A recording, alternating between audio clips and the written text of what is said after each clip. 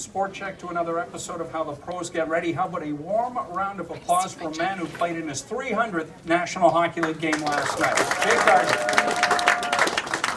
Congratulations.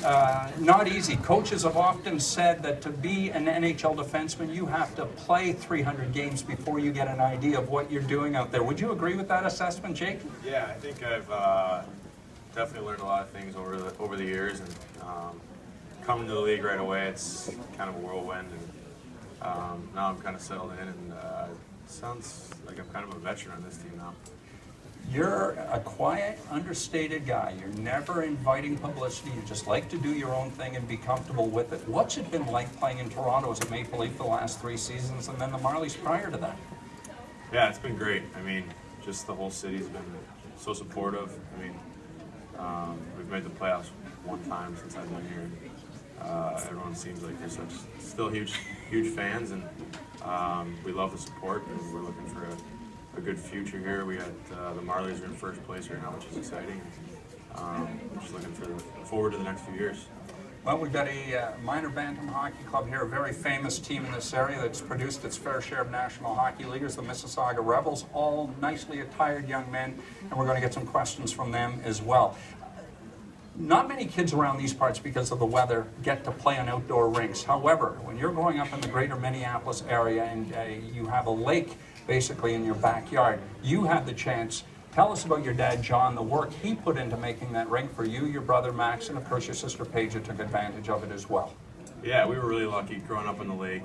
You know, it was already frozen over, and he spent countless hours out there. Just you know, he had this little Zamboni thing he'd drag around, shoveling off the rink. I mean, that was kind of his workout. He enjoyed it a lot, so that was fun for him, and I wouldn't be here without that. So that was great for Max and I to compete out there, and you know, I think that's where I learned most of my skills and edge work, stuff like that. So it was great. Like most kids who are younger, there is a curfew, and you've talked about it, and your dad's talked about it. As long as you guys stayed out on the ice, you guys didn't have curfew. Yeah, that was kind of cool too. My mom would always say, you know, it's time for bed, but on nights we were out there, it seemed like they didn't care if we were out there, so that was nice, just kind of goofing off. You played on a Pee Wee team that your dad was a co-coach on. Just tell us how great that team was, and did you lose any games, given the number of future National Hockey Leaguers and D1 players that played on that squad? Yeah, we lost games. I'm sure he told you we were undefeated, but we weren't as good as he said we were.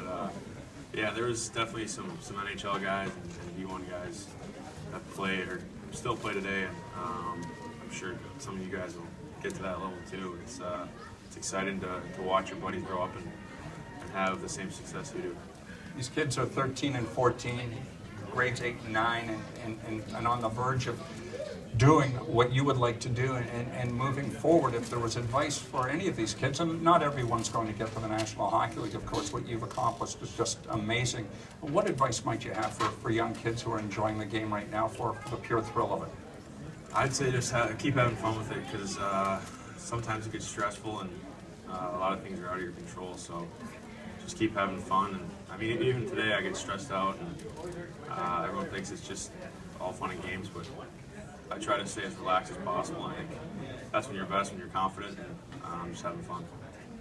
I'm going to get you guys involved right now. I want you to name 3 outstanding forwards that if you were in the NHL and playing defense for the Maple Leafs that you might have to learn to respect. Let's 3 forwards. Patrick Kane, Tarasenko, another good call. Johnny Gaudreau. So here we go. Yeah. 2 Americans in that group. Nice. Not 1 Canadian player. That's okay. They're all pretty.